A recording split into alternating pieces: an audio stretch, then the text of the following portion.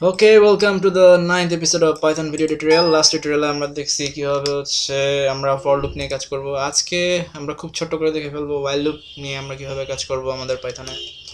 So এই while loop এর সাথে অ্যাকচুয়ালি আমাদের নরমাল আমরা যখন সি প্রোগ্রামিং করি বা জাভাতে কোড করি ওই while loop এর কিন্তু অনেকটা মিল আছে।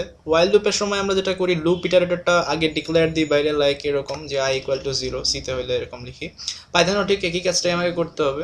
ফর লুপের ক্ষেত্রে আমরা দেখছিলাম যে ফর i ইন রেঞ্জ এই কথাটা লিখলেই হয়ে যায়, অথবা ফর i ইন রেঞ্জ লিখে ওই যে প্যারামিটার ছিল এখানে আমরা দুটা আর্গুমেন্ট দিয়ে দিলেই হয়ে যেত।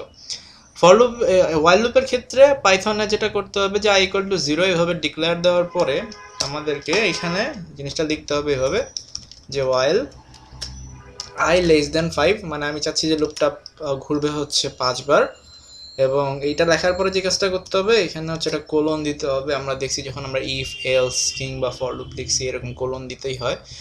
সো কোলন দেওয়ার পরে নিচে নামলাম, নিচে নেমে ধরলাম যে আমি এখানে লিখবো প্রিন্ট পাইথন।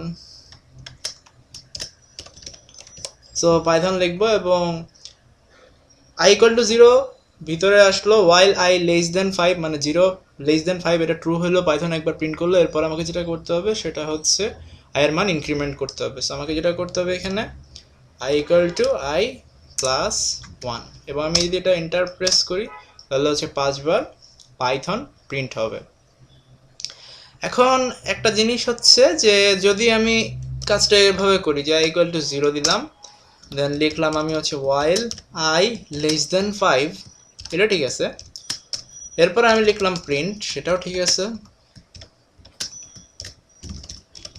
এরপরে আমি ইনক্রিমেন্ট যদি না করি তাহলে পরে যেটা হবে যে এটা একটা ইনফাইনাইট while লুপে পরিণত হবে।